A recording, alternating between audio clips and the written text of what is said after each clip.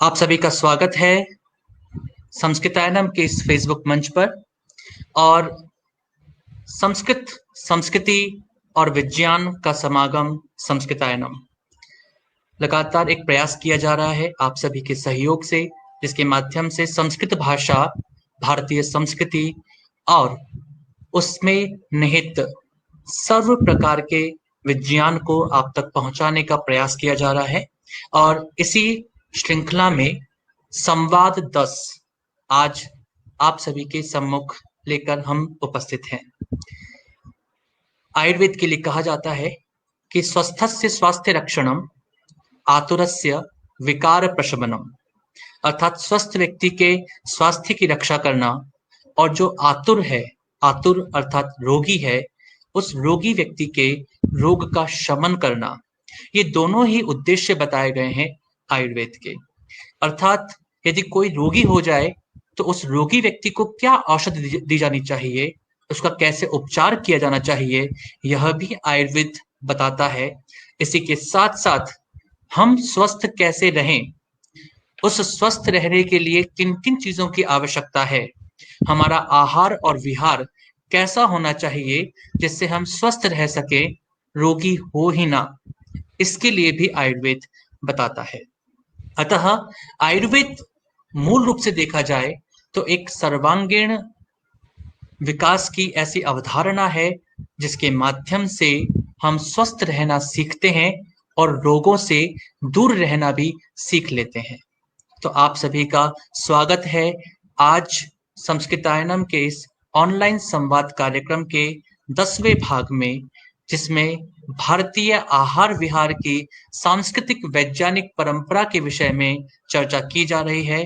और आज का विषय है पित्त व कफ, कैसे रखें इन्हें संतुलित। अर्थात जो पित्त है और जो कफ है, इनको कैसे संतुलित रख सकते हैं, कैसे बैलेंस्ड रख सकते हैं। मैं स्वागत करता हूं हमारी वक्ता डॉक्टर रश्मि शर्मा महोदया का। महोदया, आपका बहुत बहुत स्वागत है।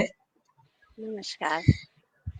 और निश्चित रूप से जो भी लगातार प्रयास किए जा रहे हैं, वे सभी प्रयास आपको पसंद आ रहे होंगे, अच्छे लग रहे होंगे, और उनके माध्यम से न केवल आप अपितु हम भी बहुत कुछ सीख रहे हैं। यह सीखने और सिखाने का जो प्रयास है, यह इसी प्रकार से जारी रहेगा। आपका सहयोग अवश्य ही हमें मिलता रहेगा, ऐसा हमारा पूर्ण विश्वास है। मैं अभी स्लाइड पर आपके सामने एक चित्र प्रस्तुत कर रहा हूं, आप इस फोटो को देख पा रहे होंगे।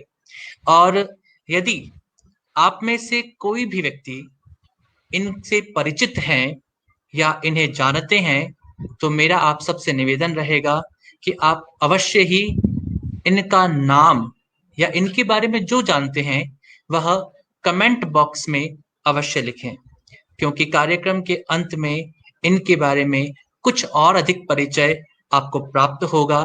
तो मैं अपेक्षा करता हूं कि यदि आप इनके बारे में जानते हैं या इनसे परिचित हैं, तो अवश्य ही कमेंट बॉक्स में लिखें कि ये कौन है।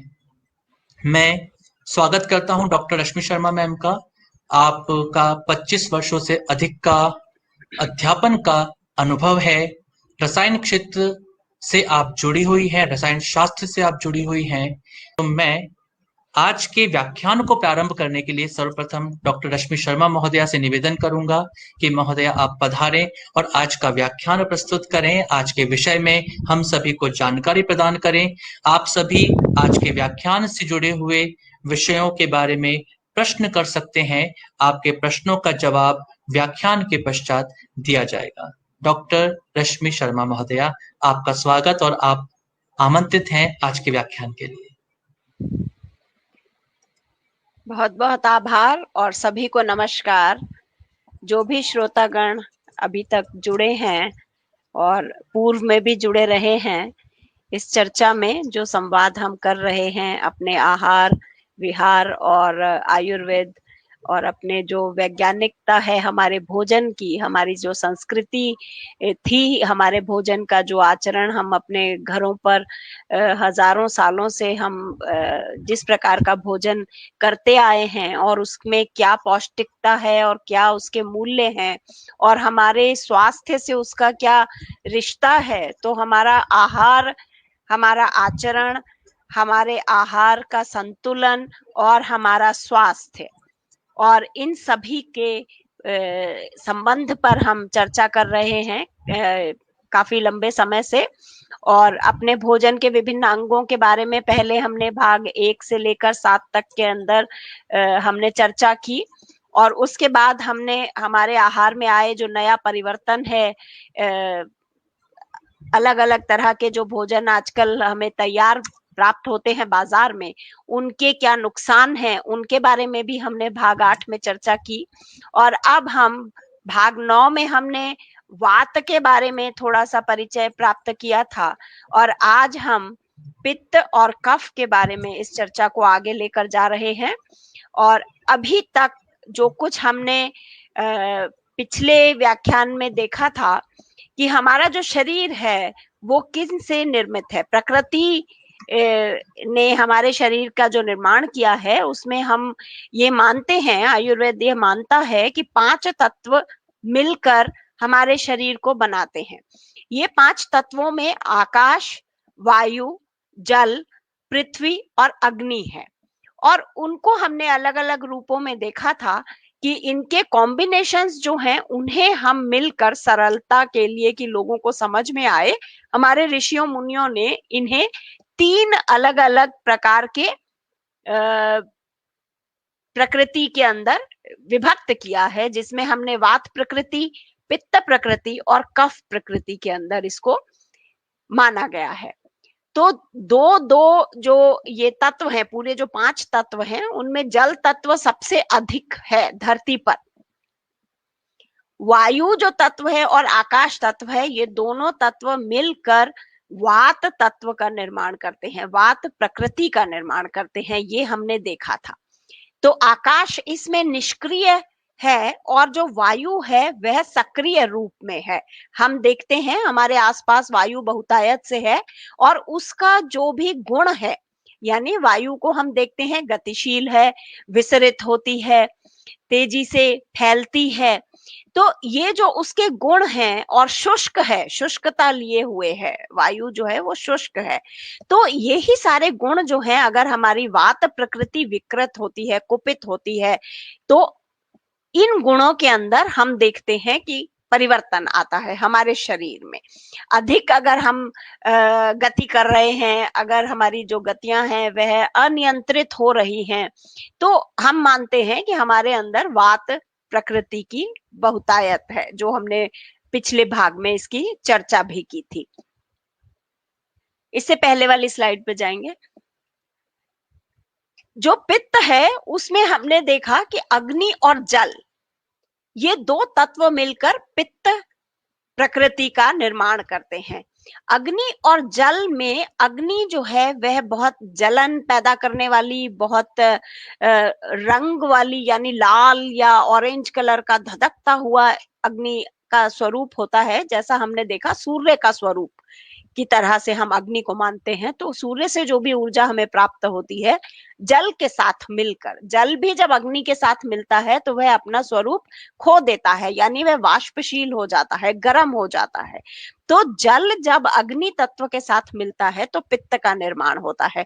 तो हमारा शरीर जो है वह वात और पित्त में आकाश, वायु और अग्नि और जल 4 तत्व आ गए। अब जो कफ वाली हमारी जो प्रवृत्ति है उसमें पृथ्वी जो सबसे अधिक स्थिरता लिए हुए है, जो पृथ्वी का तत्व है वह बहुत अधिक स्थिर है। तो जो स्थिर है यानी जड़ है, यानी जो बहुत आसानी से हिलता नहीं है अपनी जगह से, ऐसी जो प्रवृत्ति है जल के साथ मिलकर वह किसी भी जगह पर वहां से उसकी गति जो है वह मुश्किल है, वह गतिशील नहीं है। जैसे वायु गतिशील है, जैसे अग्नि धधकती है या ज्वलनशील है, उस प्रकार से जो पृथ्वी है वह स्थिर है।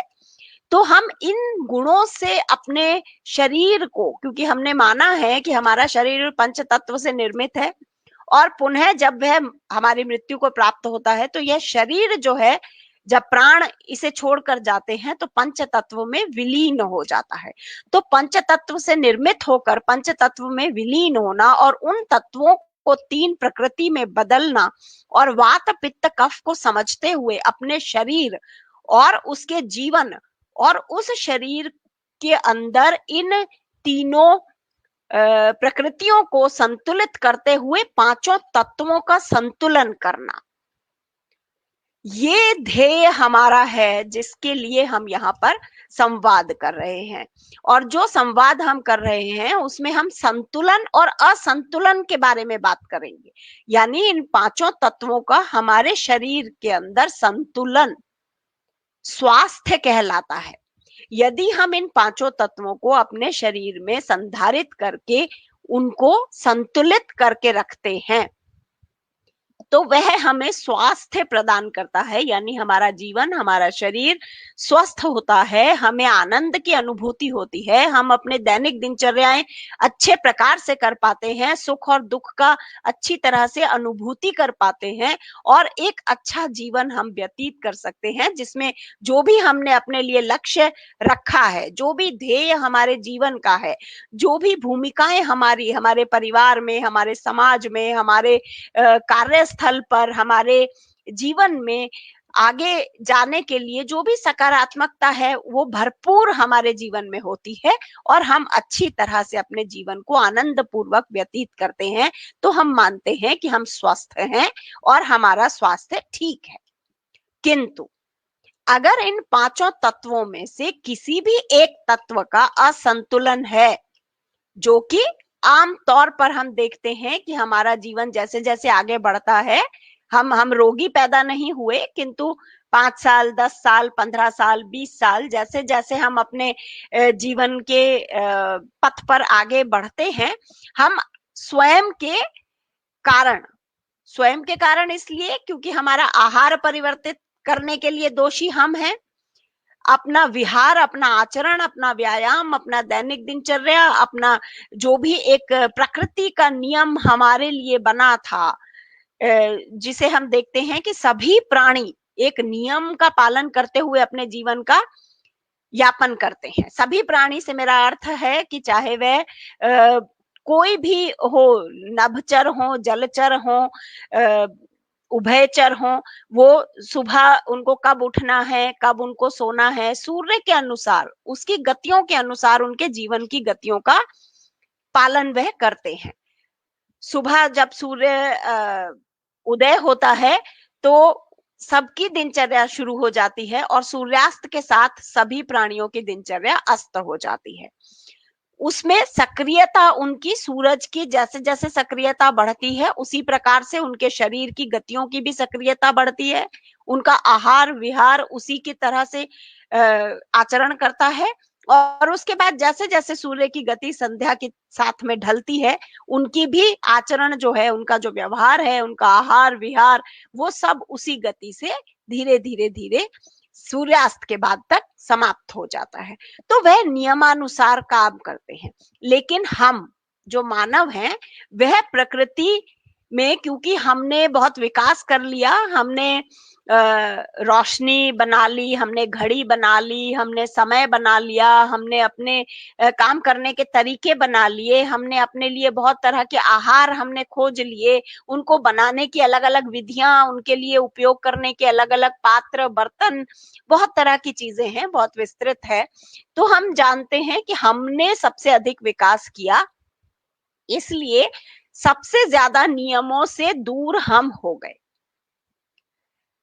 घड़ी और रोशनी, ये दो चीजें जब हमने, मानव ने निर्मित कर ली, तो हमने प्रकृति की जो क्लॉक है उसको हमने तोड़ दिया और यहाँ से असंतुलन हमारे जीवन में शुरू होता है।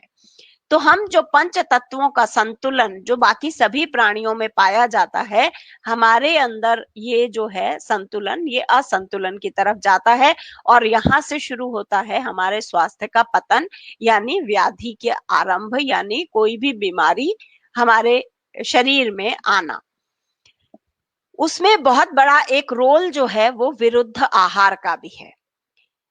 तो जो आयुर्वेद कहता है, उसके जो भी स्वास्थ्य के लिए जो भी नियम हैं उनको अगर हम समझने की कोशिश करें, यहाँ पर हमें सबसे पहले ये समझना होगा कि क्या हम एक स्वस्थ जीवन चाहते हैं।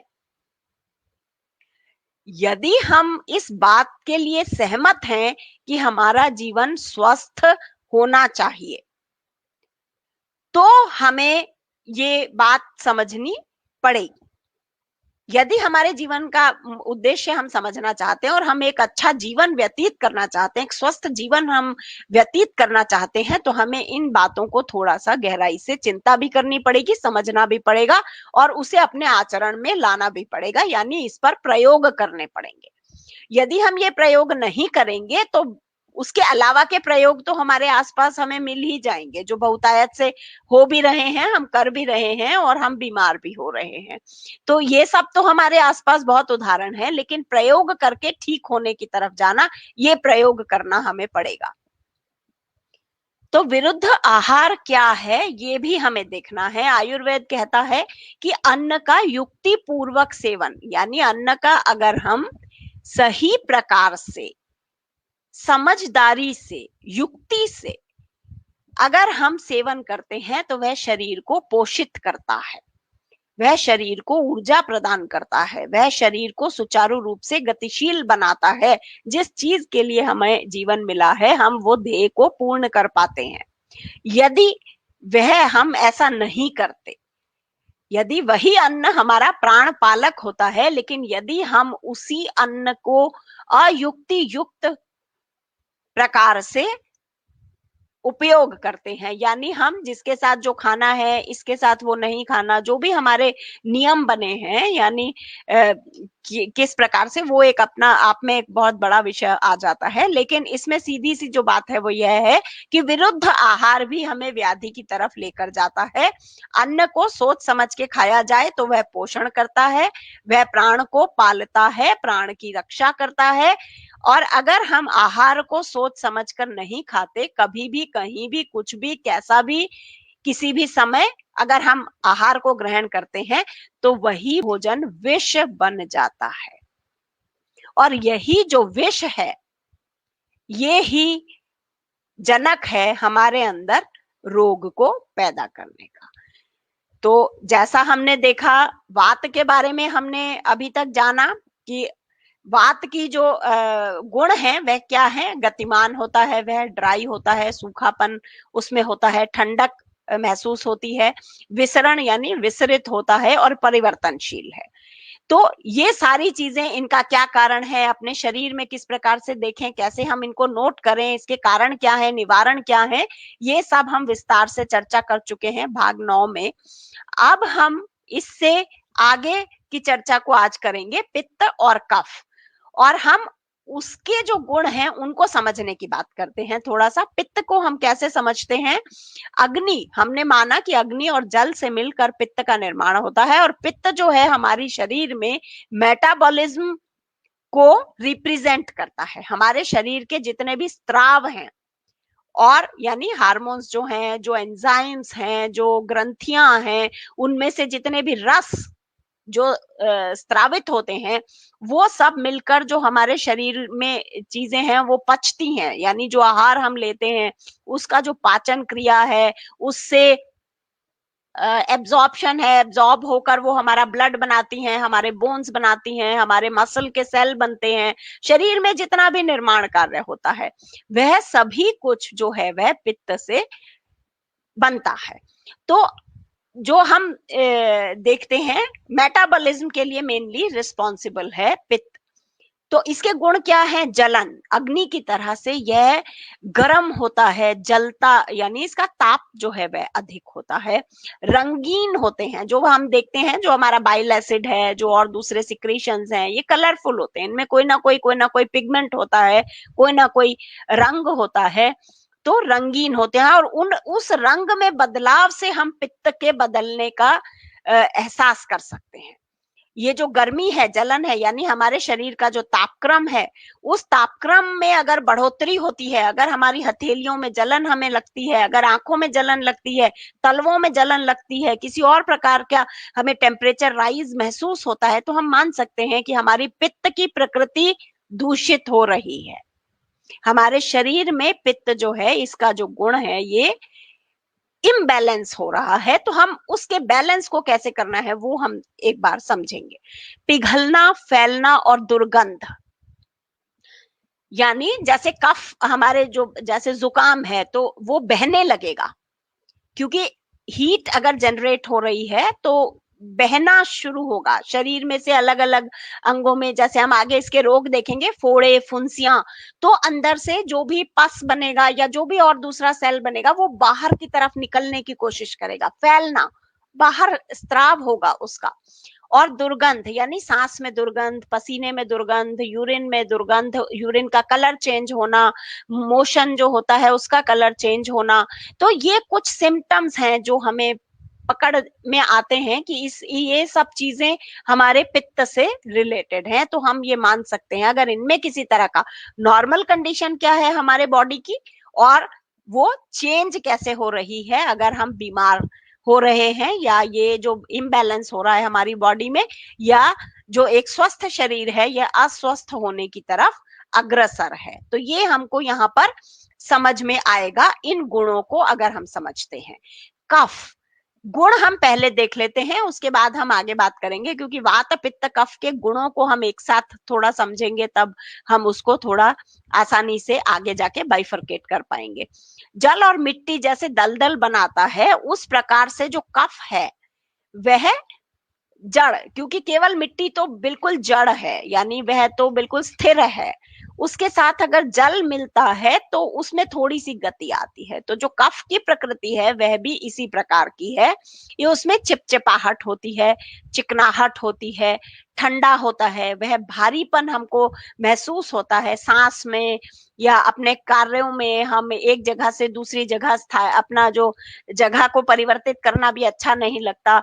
स्थूलता आती है आप में, जड़ता आती है आप में। तो ये अगर आपको फील हो रहा है तो हम ये माने कि हमारी जो कफ प्रकृति है वह दूषित हो रही है, कफ जो है वह कुपित हो रहा है, तो हमें उसको बैलेंस करने की आवश्यकता है।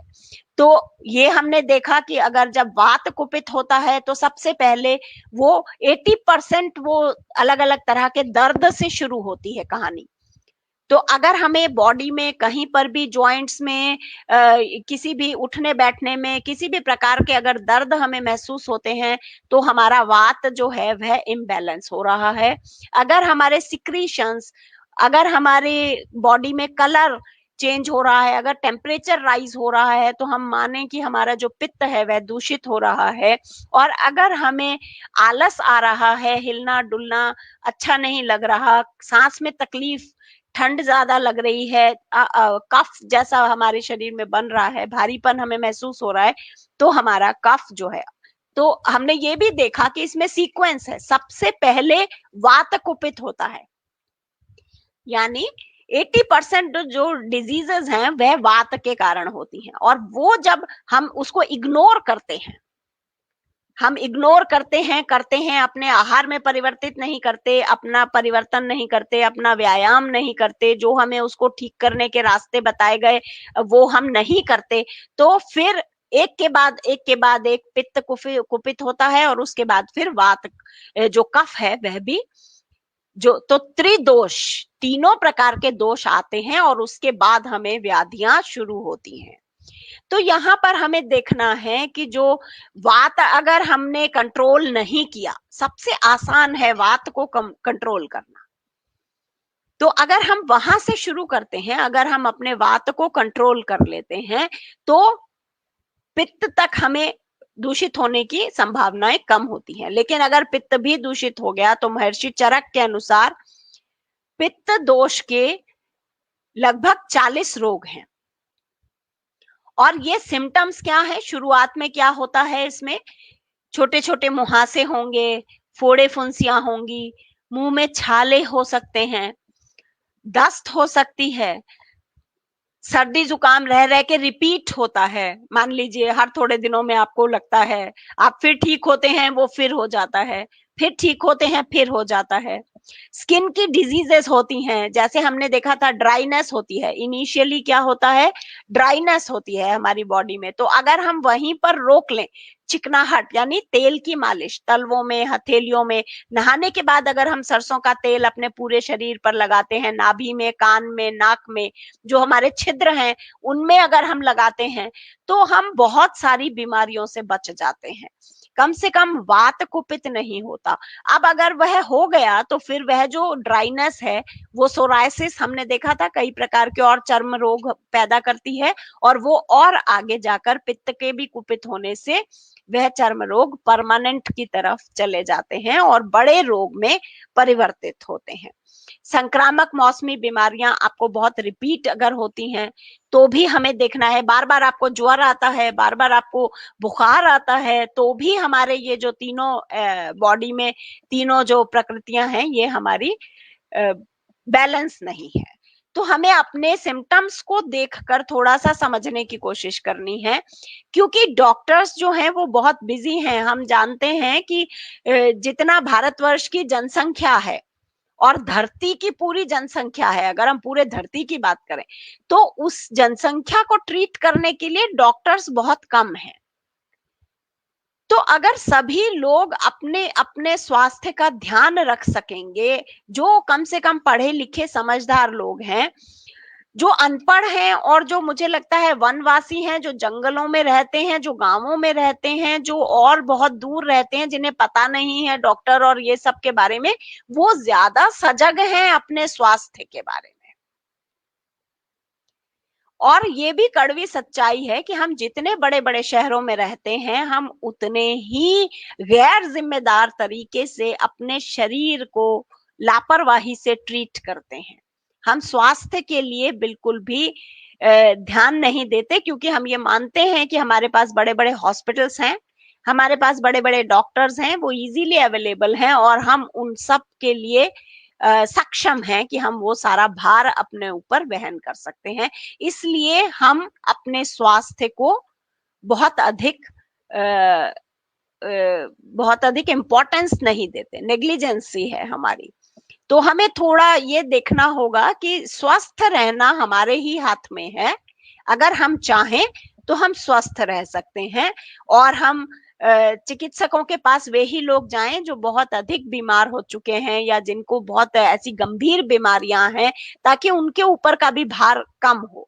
तो ये अवेयरनेस अगर हमारे अंदर अपनी हेल्थ को लेकर आएगी, तो मुझे लगता है कि जैसा अभी पैंडेमिक में हमने देखा, कोरोना काल में हमने देखा कि रोग प्रतिरोधकता कितनी आवश्यक है, हॉस्पिटल सारे बिजी हैं कोविड के ट्रीटमेंट में, और किसी रोग के लिए वहां पर जगह भी नहीं है, और अभी जाने का समय भी नहीं है, उचित भी नहीं है। तो आसान है कि हम अपने स्वास्थ्य के बारे में, जब हम घर पर हैं, अभी ज्यादा क्रियाशील नहीं है, तो हम पहचान सकते हैं अपने शरीर की क्रियाओं को इसके द्वारा। ये थोड़ा सा जो अगर हम समझ लें कि वात पित्त कफ क्या होता है और इसका क्या संबंध है हमारी बीमारियों से, हमारे शरीर से किस प्रकार विकृति शुरू होती है, और हम इसको किस प्रकार से अपने आहार में परिवर्तन करके, व्यायाम करके, आसनों के माध्यम से हम रिवर्स होने की तरफ जा सकते हैं। अपने शरीर की जो विषाक्तता है, जो टॉक्सिसिटी है, जो उसके अंदर विष हमने भर लिए हैं पहले खाने पीने को बदलकर या किसी भी और तरीके से, मान लीजिए, तो हम उसको ठीक कर सकते हैं। उपचार भी हम अपने आप कर सकते हैं यदि हम सजग होंगे, यदि हम जानते होंगे, यदि हमें जानकारी होगी। तो बहुत आवश्यकता है कि हम इन जानकारियों को साझा करें और आपस में एक दूसरे को जितना अधिक प्रसारित प्रचारित कर पाए, ताकि हम एक स्वस्थ जीवन को प्राप्त कर सकें।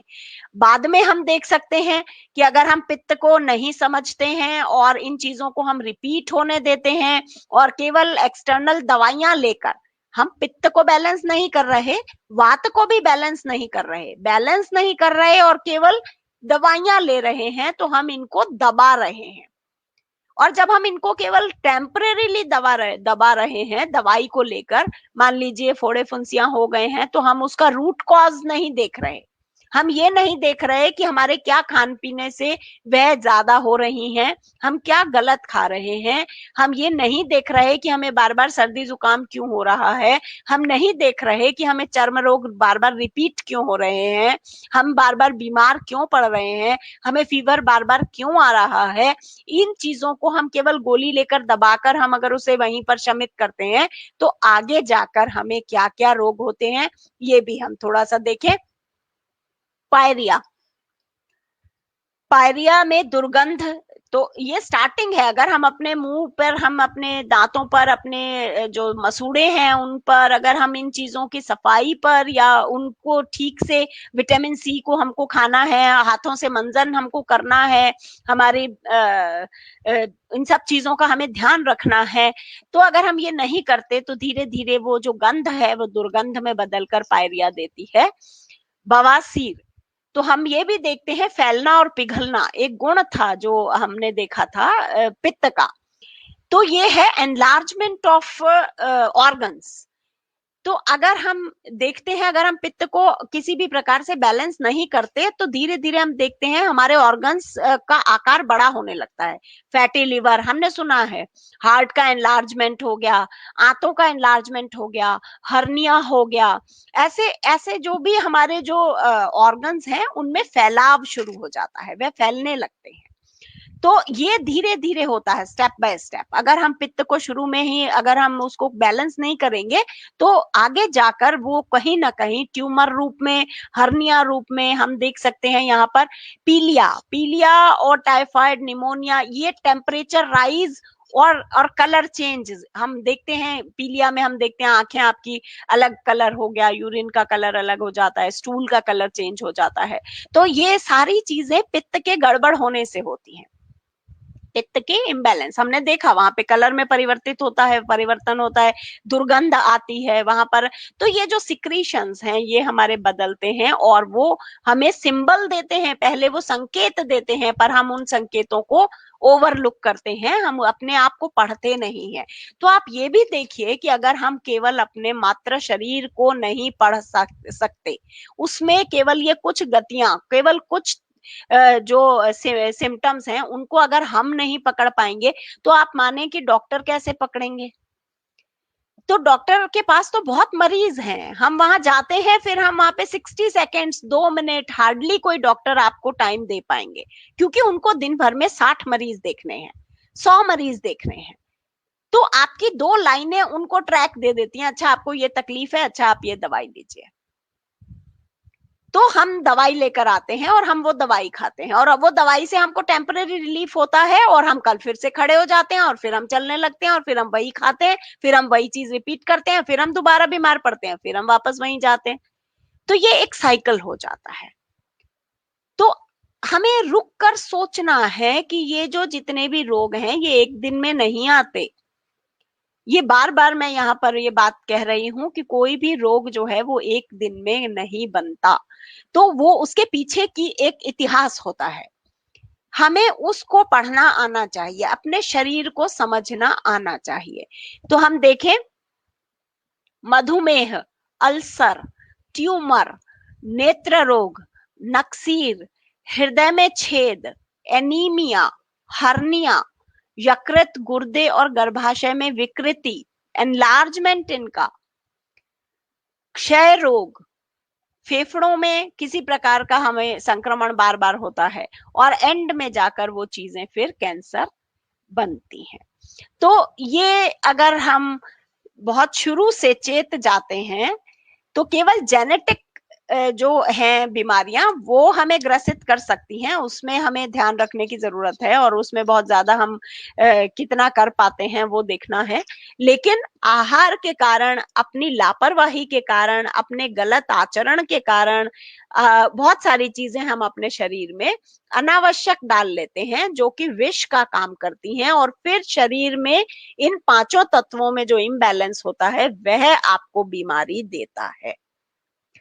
तो पित्त विकृति के लक्षण क्या हैं कि हमारे जो भी इमोशंस हैं, जो भी हमारे रिएक्शंस हैं, वो हमें बहुत ज्यादा, अगर हमें क्रोध आता है बहुत एकदम से तेजी से आएगा। जेलस, क्योंकि हम बैलेंस नहीं है, अंदर बॉडी जो है वो हमारी आनंद की अनुभूति नहीं कर रही, वो ठीक नहीं है।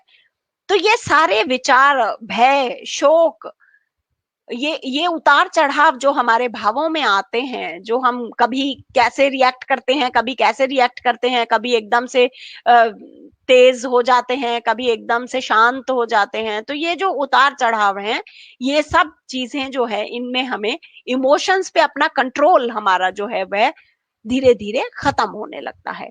हाथ, आंख, हथेली, पैर के तलवे, यूरिन, इन सब में हम एक जलन जैसी महसूस करते हैं, यानी उसका टेम्परेचर राइज होता है, गर्म होता है। जो नॉर्मल, अगर एक स्वस्थ व्यक्ति का जो भी टेम्परेचर होता है उससे इनका टेम्परेचर थोड़ा सा हाई है, तो हम समझ सकते हैं कि हमारे अंदर पित्त की अधिकता हो रही है।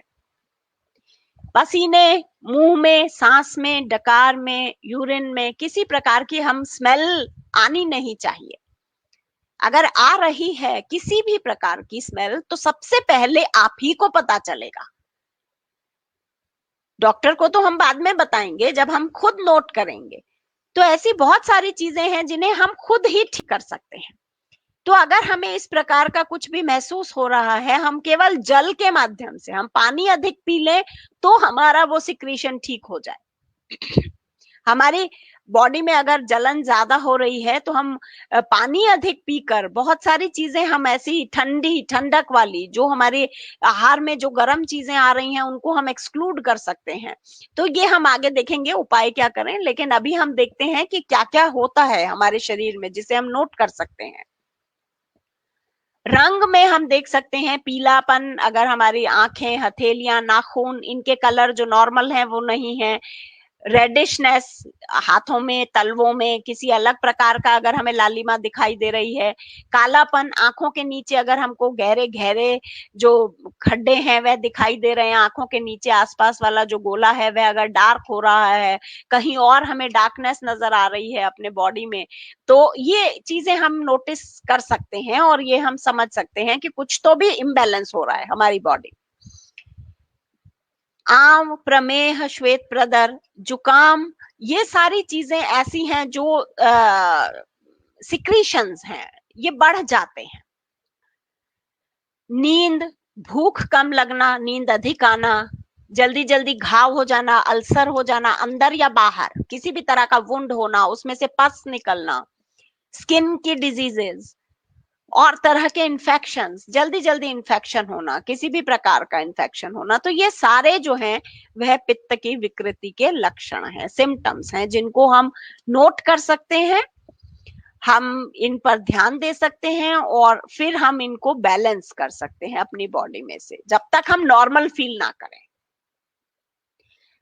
और कारण इनका सबसे पहला कारण है गलत आहार, विरुद्ध आहार।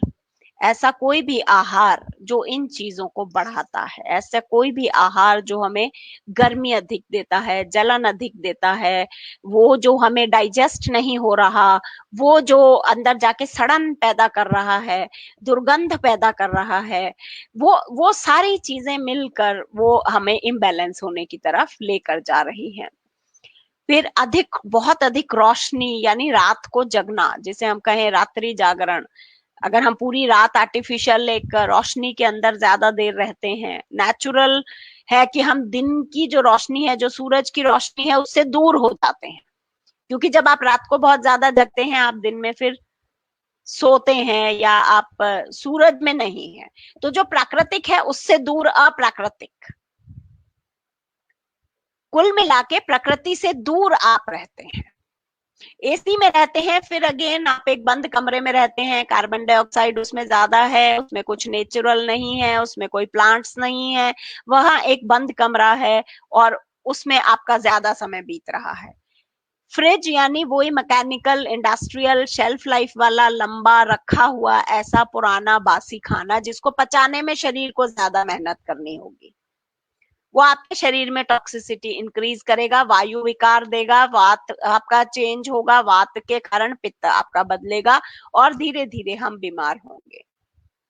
इमोशंस को हम टीवी के हाइपोथेटिकल सीरियल्स, मान लीजिए वो हॉरर हैं, डरावने हैं या इमोशनल हैं या किसी और तरह की थॉट्स आपको कहीं और ले जाते हैं, तो वो भी आपको पित्त को विकृत करते हैं। तो जितना हम काल्पनिक दुनिया में, मैकेनिकल दुनिया में, भौतिक दुनिया में, एक अलग प्रकृति से दूर कहीं पर भी हम कैसे भी अगर रहते हैं, तो वो सब चीजें प्रकृति को डिस्टर्ब करती हैं। इनको हम क्या कहते हैं? प्रकृति। प्रकृति यानी नेचर। तो नेचर को इम्बैलेंस हम करते हैं जब हम नेचर से दूर होते हैं। तो ये इसकी सीधी सीधी सी डेफिनेशन है। वात प्रकृति, पित्त प्रकृति और कफ प्रकृति। प्रकृति का बैलेंस हमारे शरीर में 5 तत्वों के माध्यम से, हमने शुरू में भी देखा, 5 तत्वों को हमने 3 प्रकृतियों में डिवाइड किया और तीनों प्रकृतियों के इम्बैलेंस को हम समझ रहे हैं प्रकृति के द्वारा इसको बैलेंस करने के लिए। तो ये एक सार के रूप में हम समझ सकते हैं कि हम क्या समझ रहे हैं। हम अपने जीवन का आधार समझ रहे हैं, जो हमारे जीवन का आधार है। हम क्यों अपने जीवन को कैसे स्वस्थ रखें, उसके लिए हमें जो चीजें समझनी है, जीवन को समझना है। इसको हम कैसे ठीक करें, ये हमको देखना है। तो अगर विकृत है हमारा पित्त, तो हम क्या करें, और अगर ये इम्बैलेंस है तो हम क्या करें और क्या ना करें, ये हम नोट कर सकते हैं कॉपी पेंसिल से। अपनी अपनी प्रकृति, अपने अपने शरीर को लक्षणों के आधार पर हम समझ सकते हैं। उसके बाद हमें क्या करना है, ये रेमेडीज बहुत आसान है, बहुत ऐसी मुश्किल चीजें नहीं है। ये कुछ प्रयोग हैं जो हम कर सकते हैं, और हो सकता है कि इन प्रयोगों के बाद हम नॉर्मल फील करें, क्योंकि ये शुरुआत है, क्योंकि अभी हम जल्दी समझ गए, क्योंकि या आगे कभी होगा तो भी हम समझ पाएंगे कि हमें क्या होगा। तो ये समझना सिर्फ इसीलिए आवश्यक है कि हम अपने आप को स्वस्थ रखने की एक इच्छा रखते हैं और उसके लिए हम कोशिश करेंगे, इसलिए हम इस विषय को गंभीरता से समझ रहे हैं। पित्त बढ़ने पर शरीर में ठंडक करें, क्योंकि हमने देखा कि ये जलता हुआ अग्नि के समान तपता हुआ जो पित्त है, इसकी प्रकृति है, ये इसको हमें शमित करना है। यानी जल, पित्त जो बना है वह अग्नि और जल से बना है, तो अग्नि तत्व अगर ज्यादा हो गया है तो जल तत्व से उसको हमें शमित करना है, तो वह बैलेंस होगा, क्योंकि इसका निर्माण दोनों से मिलकर हुआ है। तो अब हम देखें, पित्त बढ़ने पर शरीर को हमें ठंडा रखना है। सुबह उठकर हमको जल से अपना दिन शुरू करना है, पानी पीना है, और हमें देखना है कि हम पूरे दिन में जितना भी पानी हमें पीना है वह 12 बजे से पहले पहले लगभग 60% जल हम पी लें। तो सुबह उठकर हमें कभी भी चाय कॉफी से अपना दिन शुरू नहीं करना है, हमें अपना दिन शुरू करना है जल से। 1 गिलास 2 गिलास, ये भी हमने पहले देखा था कि बैठकर जल पिएं, यानी जल को खाएं, घूंट घूंट करके जल को पीना है, बैठकर जल को पीना है और घूंट घूंट करके पीना है, खड़े रहकर नहीं पीना है। क्योंकि खड़े रहकर अगर हम जल पीते हैं तो वह, उससे शरीर में वायु विसरित होती है और वह विसरित होकर वह वायु जॉइंट्स में चली जाती है, और बाद में जाकर लॉन्ग टर्म में हमारे जो जॉइंट्स हैं वो पेन करते हैं, हमारे घुटने बदलने की आवश्यकता पड़ती है, हमें चलने फिरने में तकलीफ होने लगती है। उसका बहुत बड़ा कारण है कि हम खड़े होकर मुंह खोलकर हम जल लेते हैं, और जब हम मुंह खोलकर जल लेते हैं तो उसमें उसके साथ वायु भी जाती है। तो जल तो जाता है, उसके साथ जो वायु जाती है वह विसरित होकर हमारे जॉइंट्स में जमा हो जाती है, और वह हमें बाद में घुटनों का दर्द देती है। तो ये एक बहुत बड़ी चीज है जो हमें अपनी आदत में परिवर्तन करना चाहिए। स्नान करते समय मुंह में जल भर कर रखें, ये भी एक विधा है। जब हम स्नान करें तो हम अपने मुंह को फुला कर रखें और उसमें जल भर कर रखें। ठंडी चीजें हम खाएं, जैसे प्रातः सबसे पहले हमने जल लिया और उसके बाद हम आंवला या बेल का मुरब्बा या गुलकंद या और ऐसी कई सारी चीजें होती हैं जिनमें ठंडक होती है, चंदन, खसखस, केवड़ा, गुलाब, इन सब के शरबत जो है वह भी ठंडक देते हैं।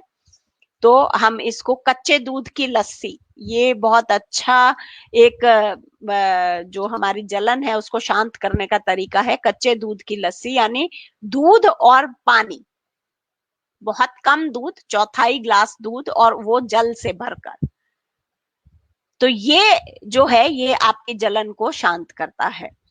छाछ, तो इस प्रकार के जो प्राकृतिक पेय हैं, प्राकृतिक यानी प्रकृति ने दिए हैं, इसका अर्थ ये नहीं है कि हमने सॉफ्ट ड्रिंक्स पीना शुरू कर दिया, 2 कोक सुबह पी लिए, 2 कोक शाम को पी लिए, स्प्राइट पी लिया, लेमन का कुछ और पी लिया, क्योंकि वह उसमें प्रकृति है ही नहीं। वो जल में कृत्रिम रसायनों का घोल है, जिसमें वो इतने हानिकारक रसायन हैं कि वह आपके शरीर में जाकर सिवाय विष के और कुछ नहीं देते। 0 कैलोरी है उसमें, जो शुगर है वो भी आर्टिफिशियल है। तो वो हमने उसको पहले देखा कि वो कृत्रिम जो भी रसायन है वो किस प्रकार से हानिकारक हैं। तो हमें प्रकृति से प्राप्त ठंडे पदार्थों का विलयन या पेय पीना है। आंवला, बेल, गुलकंद, चंदन, खसखस, केवड़ा, गुलाब, कच्चा दूध, छाछ हमारे पास बहुत है। हम बहुत खुशनसीब हैं कि हम भारत में पैदा हुए हैं, जहां पर इतनी जैव विविधता है और सब प्रकार के भोजन की बहुत अधिक सुलभता भी है। ये कहीं भी और विदेश में संभव नहीं, कहीं भी। जितनी सरलता से, सुगमता से आपको यहाँ पर चीजें और उन्हें बनाने की विधियां और प्रोसेसेस घर में ही अवेलेबल हैं। कई प्रकार की चीजें आप अपने आप बना सकते हैं, बचा सकते हैं, घर में आप प्राप्त कर सकते हैं। शरीर में जो गर्मी आपके है पित्त के कुपित होने से, दूषित होने से, उसको हम अपने शरीर में से किसी भी प्रकार से बाहर निकालें। तो हम व्यायाम करें या हम कोई भी और फिजिकल काम करें, हम अपने बगीचे में काम कर सकते हैं, हम अपने घर में काम कर सकते हैं, हम जो भी जिस भी प्रकार से घूमना कर सकते हैं, आप कोई और व्यायाम कर सकते हैं, कोई फिजिकल एक्सरसाइज कर सकते हैं, पसीने को बाहर निकालें। जितना हम पसीना निकालेंगे उतनी जल्दी वो गर्मी हमारी निकलेगी और पित्त जो है वो बैलेंस होगा। ये हमारा एक बहुत, अभी जो है हमारा पसीना बिल्कुल नहीं निकलता, क्योंकि गर्मी में हम बाहर तो निकलते ही नहीं है और गर्मी बहुत लगती है, इसलिए हम ऐसे जगहों पर रहते हैं जहां पर एसी है या कूलर है या कोई भी और ठंडा स्थान ढूंढते हैं जहां पर धूप नहीं है, जहां पर किसी भी प्रकार से हम पसीना हमारा निकलता ही नहीं है। फिजिकल तो आजकल हम करना ही मुश्किल हो गया है, कोई काम भी नहीं बचे, हर चीज मशीन द्वारा हो जाती है, घरों में भी और बाहर भी ज्यादातर चीजें मैकेनिकल हैं, चलना हमारा नहीं होता, गाड़ियां हैं, अपने ऑफिसेज में बंद कमरे हैं, एसी के चैम्बर्स हैं या हमारा, तो हमें बलपूर्वक कोशिश करके पसीना बहाना है। उसके लिए हमें बहुत मेहनत करनी पड़ेगी, क्योंकि हमारे दैनिक दिनचर्या में अब ऐसा कुछ भी नहीं बचा जिसमें हमारा पसीना निकलता हो। तो हमें कोशिश करनी पड़ेगी और ऐसी बातें ढूंढनी पड़ेंगी जिसमें हमें पसीना आए।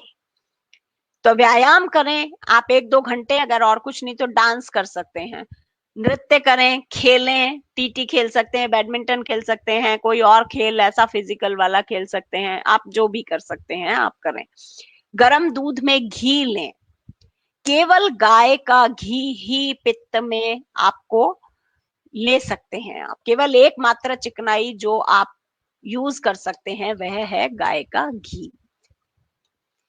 तो पित्त अगर बढ़ा हुआ है तो गर्म दूध के अंदर अगर आप घी लेते हैं तो वह भी आपको आपकी जलन को शांत करेगा। भुना हुआ चना, जौ, ज्वार, इसकी धानी, हम देखते हैं रोस्टेड या भाड़ में सिका हुआ ये मिलता है, फूले जिसको हम कहते हैं। चने का सत्तू अगर है तो गुड़ में घोलकर उसको पिया जा सकता है, वो एक अच्छा पेय है। खीर जो है वह भी सर्दियों में खीर खाई जा सकती है चावल दूध के साथ, वह भी ठंडक देता है। मिश्री और चांदी के पात्रों का उपयोग कर सकते हैं, मिश्री ठंडी कही जाती है। मिश्री का उपयोग कर सकते हैं। चांदी के पात्र में अगर हम जल रखकर पीते हैं तो वह भी आपको ठंडक देता है। धूप से आपको बचना है तो सिर को हम कवर करके चलें। कहीं पर भी अगर हम सीधी धूप में जा रहे हैं तो सीधी धूप से आप बचें।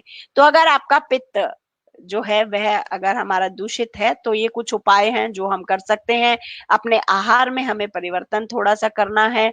हमें जो नहीं खाना है वो ठंडा बासी ऐसा जो पचे ना आसानी से, जल्दी से पच जाए ऐसा भोजन हमको लेना है।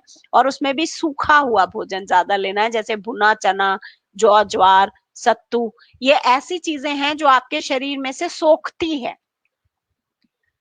तो जब ये आपका शरीर पचाएगा तो इसको वह जो अंदर सिक्रीशंस हैं उनको ये सोखते हुए बाहर लेकर जाएंगे। तो ये सूखा आहार हमको ज्यादा अपने भोजन में लेना है जो हमको ठंडक देता हो। इस प्रकार से हम पित्त को ट्रीट कर सकते हैं। और सावधानियां जो हमें रखनी है, जो हमें वो पहले भी हमने देख लिया, इसके किसी भी लक्षण को हमको दबाना नहीं है, उसका उपचार करना है, यानी रूट कॉज को खत्म करना है। ये जिस भी कारण से दूषित हो रहा है, टैबलेट के माध्यम से हम इसको ट्रीट ना करें, हम इसको आहार के माध्यम से, व्यायाम के माध्यम से ट्रीट करें। आयुर्वेद जो कहता है वह यह है, जो आयुर्वेद का मूल है वह यह है कि वह रोग दोबारा ना हो। हमें उसको ऐसा ट्रीटमेंट देना है, उसको समझना है, तो उसको समझते हुए हमें उसे ट्रीट करना है। तो जो हमारे इमोशंस हैं उन पर हमें नियंत्रण रखना है। यानी अगर हमें क्रोध बहुत अधिक है, ईर्ष्या बहुत अधिक है, भय, शोक, फ्लक्चुएशंस है, हमारे वेरिएशंस हो रहे हैं हमारे इमोशंस में, तो हमें उनको रीड करना है और हमें उसे कंट्रोल करना है, जो हम ध्यान के माध्यम से कर सकते हैं, लॉन्ग ब्रीदिंग करके कर सकते हैं, अपने आप को स्थिरता देकर, अपने मानसिक तनाव को दूर करके, स्ट्रेस को दूर करके हमें रिलैक्स होना है। Daily relaxation, daily relaxation. तो उसके लिए हम अपना जो भी हमारी हॉबी है वो हम थोड़ी देर उसमें इन्वॉल्व हो जाएं। तो ये सारे जो लक्षण हैं ये धीरे धीरे अपने आप कम हो जाते हैं जब वो जो चीज जो आप आनंद से करते हैं, चाहे वह नृत्य है, चाहे वह खेल है, चाहे वह ड्राइंग है, चाहे वह पेंटिंग है, चाहे वो कोई क्रिएटिविटी, हम अपने आप को उसमें इन्वॉल्व कर लें ताकि हम आनंद की अनुभूति करें और ये सारे जो फ्लक्चुएशन हो रहे हैं इमोशंस के वो हम नहीं, उनसे थोड़ा सा बचें। जो हमारी बैड हैबिट्स हैं किसी भी प्रकार की, वो उनसे हमें बचना है। अगर पित्त के जो लक्षण हैं उनको हमको दबाना नहीं है, उनको ट्रीट करना है। कोई भी परिवर्तन है उसके जस्ट एकदम से बाद में हमें पानी नहीं पीना है। जैसे हम धूप में से बाहर से आए हैं तो थोड़ी देर बैठें, अगर हम सोकर उठे हैं तो हम थोड़ी देर बाद पानी पिएं, अगर हम नहा कर आए हैं, अगर हमने कुछ और इस प्रकार का कुछ भी कार्य किया है जिसमें हम थके हैं या हमने व्यायाम किया है या कोई भी एक, तो उसके बाद जो है वो थोड़ा सा समय हम 10-15-20 मिनट रुकें और फिर हम जल को ग्रहण करें। सबसे पहले चाय कॉफी ना पिएं, ये तो पहले भी कहा था। बहुत अधिक देर तक भूखे नहीं रहें। तो हर 2-3 घंटे में हम कुछ, बहुत बार बार नहीं खाना है, लेकिन 3-4 घंटे के अंतराल से कुछ खाना है। वो फलाहार हो सकता है, वो जौ चना उसके सत्तू भुना हुआ, फूले, या कोई भी और ऐसा छोटा न्यूट्रिशन जो आपको आसानी से पच सके। रात्रि जागरण नहीं करना है, यानी आर्टिफिशियल एनवायरनमेंट में, आर्टिफिशियल रोशनी में हमें बहुत ज्यादा देर अपने आप को ना रख के प्रकृति के पास ज्यादा देर रहना है। तो ये कुछ उपाय हैं जो हम पित्त के लिए कर सकते हैं।